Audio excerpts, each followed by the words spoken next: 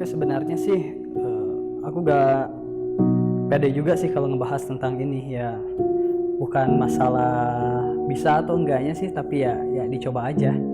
Entah ntar jadinya kayak gimana ya, ini opini saya. Ya kayaknya gak cuma aku deh, kayaknya semua orang. Seenggaknya entah itu aku, kamu, kita, atau mereka sekalipun pernah dalam hidupnya nanyain walaupun cuma satu kali apa itu hidup, atau apa sih hidup yang benar-benar hidup itu. Nah, mungkin dua pertanyaan itu akan bermuara pada dua hal yang sama. Yang pertama, entah itu ke hikmah atau ke makna hidup.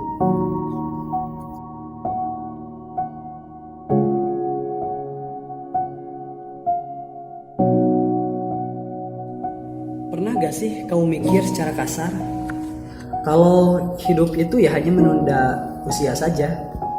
Kayak misalkan kamu kerja atau kamu cari uang, menimbun harta, ya pada akhirnya kan kita kalah-kalah juga.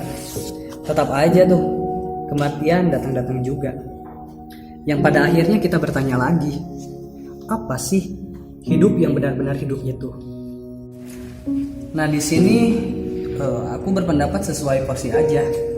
Aku yang kayak manusia pada umumnya, bukan seorang filosof, bukan seorang pembuka agama, atau seorang yang berpikir jauh tentang makna kehidupan. Tapi menurutku bahwa hidup itu adalah sebuah perjalanan yang mana setiap orang itu pasti mengalaminya. Dan segala perjalanan itu pasti berbeda-beda, mulai dari kita lahir sampai menua dan tutup usia.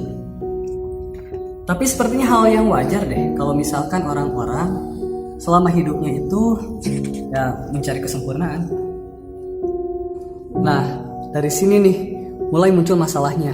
Karena kita mencapai kesempurnaan, maka kita sepakat bahwa kesempurnaan itu bukanlah hal yang mudah untuk dicapai atau gak gampang.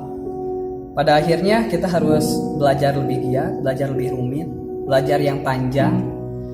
Entah itu belajarnya mengenai alam, segala fenomena alam, atau tidak belajar tentang rasa, entah itu tertawa, bersedih, marah, dan masih banyak lagi.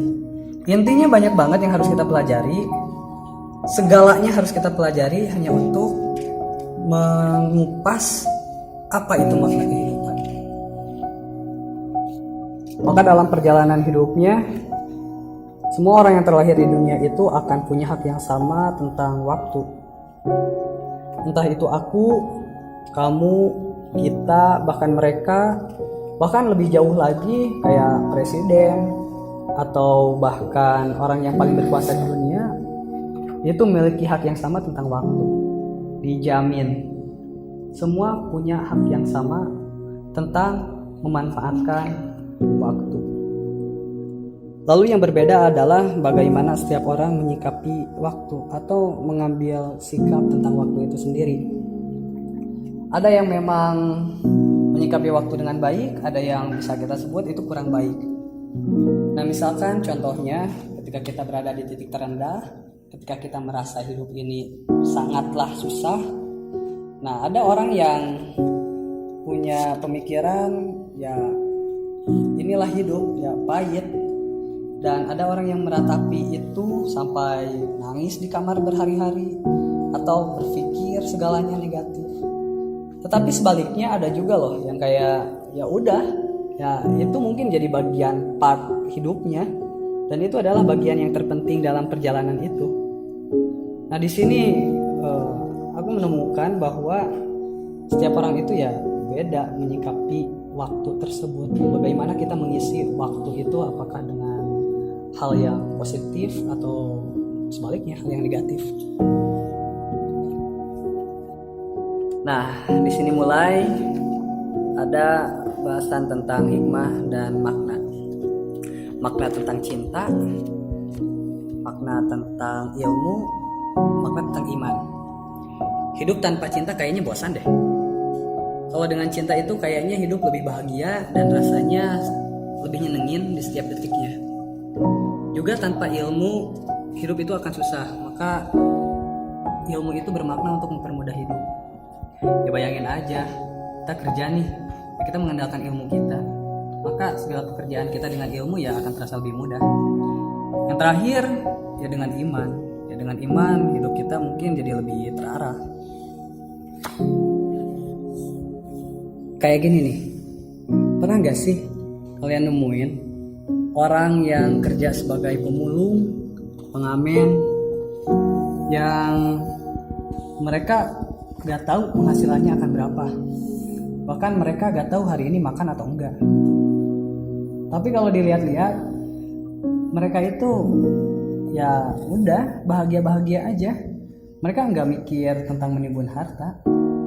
Mereka ya udah nerimain hidup apa adanya, dan mereka lebih terbiasa membumbui kehidupan mereka dengan canda dan kebahagiaan. Lihat dari sana sih kayak itu adalah satu dari sejuta makna tentang kehidupan yang mungkin sering kita temui. Kayaknya teorinya gini deh. Hidup itu berawal dari huruf B. Birth artinya lahir. Terus berakhir pada huruf D. Death yang artinya kematian. Nah, tapi di antara huruf B dan D itu ada huruf C yang artinya choice atau pilihan. Maka dalam perjalanan hidup itu mulai dari lahir sampai menutup usia, hidup itu selalu menawarkan tentang pilihan-pilihan. Pilihan untuk tersenyum atau bersedih. Pilihan untuk tertawa atau sengsara. Pilihan untuk semangat atau bermalas-malasan. Mencintai atau membenci. Berharap atau putus asa. Tidak ada pilihan yang tanpa konsekuensi. Pasti semua pilihan akan ada akibatnya. Namun yang perlu kita ingat, Tuhan akan memberikan apa yang terbaik. Mungkin saja kita merasa pilihan kita lah yang benar atau yang baik. Namun pada akhirnya, pada kenyataannya, justru apa yang diberikan Tuhanlah yang memang terbaik dan yang memang paling baik buat hidup kita. Boleh jadi itu sekali, dua kali, bahkan berjuta kali mengalami kegagalan. Tetapi yang perlu kita ingat adalah jangan sampai kita kehilangan hikmah dan makna hidup.